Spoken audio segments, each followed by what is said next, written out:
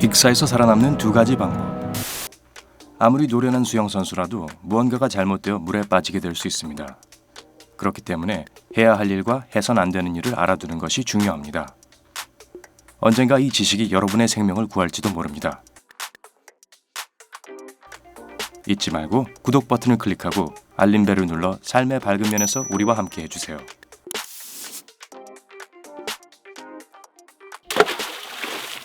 우선 익사에 대한 통계를 살펴봅시다.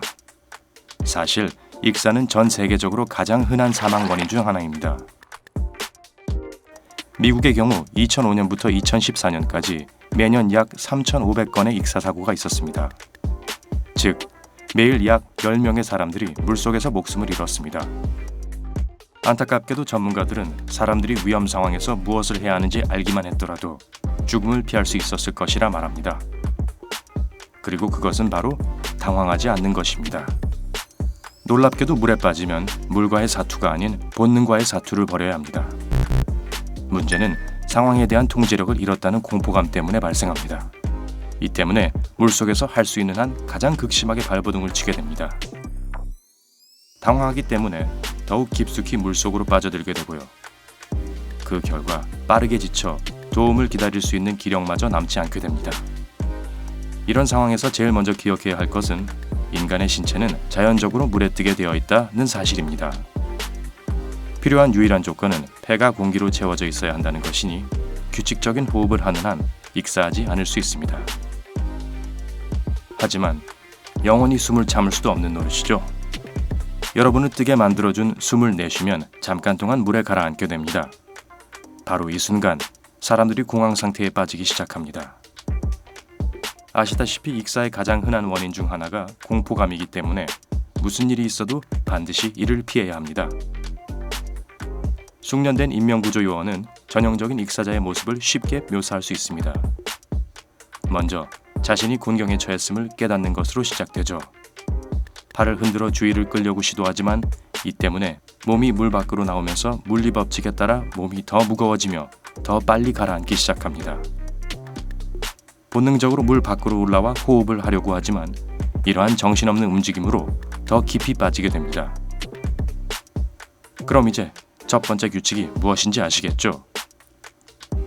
당황하지 마세요. 그리고 호흡을 계속 이어가세요. 다음으로 공포를 극복한 상황을 생각해보죠. 여러분은 정상적으로 호흡하는 상태입니다. 이제 구조자가 올 때까지 기다릴 수 있도록 힘을 아껴야 할 때입니다. 방법은 두 가지죠.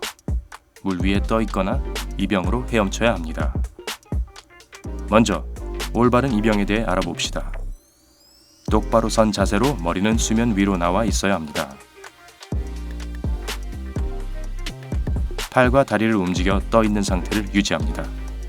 팔과 다리 모두를 사용하거나 둘 중 하나를 사용해도 좋습니다. 양팔을 앞뒤로 수평 방향으로 움직입니다. 양팔을 위아래로 움직이면 이곳저곳으로 움직이게 되어 결과적으로 귀중한 에너지를 낭비하게 됩니다. 손바닥이 팔이 움직이는 방향을 향하도록 합니다. 이병 시 다리를 움직이는 방법에는 여러 가지가 있습니다. 본능적으로 개구리 헤엄, 즉 평형, 아니면 발장구치기, 즉 자유형을 하게 될 수 있습니다. 여전히 너무 불안해하고 있다면 원을 그리며 다리를 움직이기 시작할지도 모릅니다. 이 모든 기술은 몸을 떠오르게 하긴 하겠지만 많은 에너지를 소모하게 만듭니다. 다리를 움직이는 가장 좋은 방법은 양 다리를 각각 다른 방향으로 회전시키는 것입니다. 이 동작은 제대로 하려면 어느 정도 시간이 걸릴 수 있습니다. 하지만 일단 성공하면 몇 시간 동안 수직으로 물속에 있을 수 있습니다. 이병 시 가장 중요한 것은 침착함을 유지하고 천천히 호흡하는 것임을 기억하세요. 이렇게 하면 쉽게 피로해지지 않고 힘을 아낄 수 있습니다. 파도를 따라 조금씩 위아래로 흔들리고 있다면 이병을 제대로 하고 있다는 뜻입니다. 두 번째 방법은 누군가 구조하러 올 때까지 물에 등을 대고 떠 있는 것입니다. 정상적으로 호흡하고 침착함을 유지하는 가장 좋은 방법이죠. 몸을 바닥과 거의 평행하게 만드세요. 머리는 뒤로 젖혀야 합니다. 귀가 물에 잠겼는지 확인하세요. 그다지 좋은 느낌이 아니라는 건 인정합니다. 하지만 귀가 물에 잠기지 않으면 목에 피로가 집중되어 편안하게 물에 떠 있을 수가 없죠.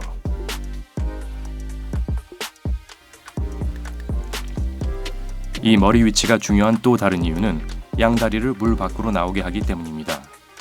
이렇게 해야만 물 위에 누워 있을 수 있습니다. 입은 수면 위에 있게 되므로 자유롭게 호흡할 수 있고요. 턱은 들어올려 하늘을 향하도록 하세요. 역설적으로 들릴지도 모르겠지만 이 단순한 움직임이 몸에 부력을 더해줍니다.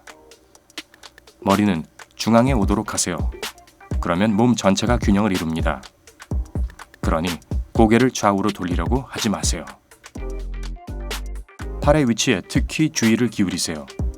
팔꿈치를 구부려서 손바닥을 머리 아래에 두거나 양팔을 곧게 펴서 몸 옆에 두세요. 가장 중요한 건 손바닥이 하늘을 향하게 해야 합니다.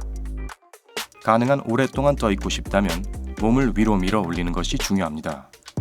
그렇게 하려면 등 위쪽을 약간 굽혀보세요. 그러면 가슴과 배가 물 밖으로 나올 것입니다. 절대로 몸을 아래로 굽히면 안 됩니다. 그렇게 하면 몸의 중앙이 가라앉기 시작할 것이고 물에 뜰 수 없게 됩니다. 몸은 다리와 일직선이 돼야 합니다. 다리가 물에 잠기기 시작하면 작은 발차기를 해보세요. 계속 할 필요는 없습니다. 등을 대고 물에 떠 있는 상태에서 하체가 가라앉는 느낌이 들 때마다 발차기를 해서 하체를 수면으로 되돌아오게 하세요. 물에 떠 있을 때 중요한 또 하나는 호흡인데 더 정확히 말하자면 얼마만큼 크게 숨을 쉬는가입니다. 폐에 공기가 있는 한 물에 뜰 수 있다고 말씀드렸죠? 폐에 공기가 차도록 큰 호흡을 하면 더 잘 떠오를 거라고 생각하는 것이 당연합니다. 하지만 여기에 함정이 있습니다. 숨을 크게 내쉴 때마다 몸은 더 깊게 물속으로 가라앉습니다. 이는 폐 내외부의 공기량 차이가 너무 크기 때문에 발생합니다. 그렇기 때문에 떠 있는 상태를 계속 유지하는 가장 좋은 방법은 크지도 작지도 않은 중간 정도의 호흡을 하는 것입니다. 그리고 숨을 참지 마세요. 숨을 참으면 이산화탄소가 축적되는데 이는 전혀 도움이 되지 않습니다. 반대로 훨씬 더 빨리 숨이 차게 됩니다. 해변에서 멀리 밀려났거나 배에서 떨어진 경우 다시 말씀드리지만 당황하지 마세요. 물에 떠 있는 방법이나 입영하는 방법을 사용하고 구조를 기다릴 수 있도록 힘을 비축해 두세요. 물과 관련된 사고를 경험한 적이 있나요? 아래 댓글에서 여러분의 이야기를 들려주세요. 이 영상에 좋아요를 누르고 친구들과 공유하는 것도 잊지 마시고요. 구독도 클릭해 주세요. 삶의 밝은 면에서 항상 안전하고 행복하세요.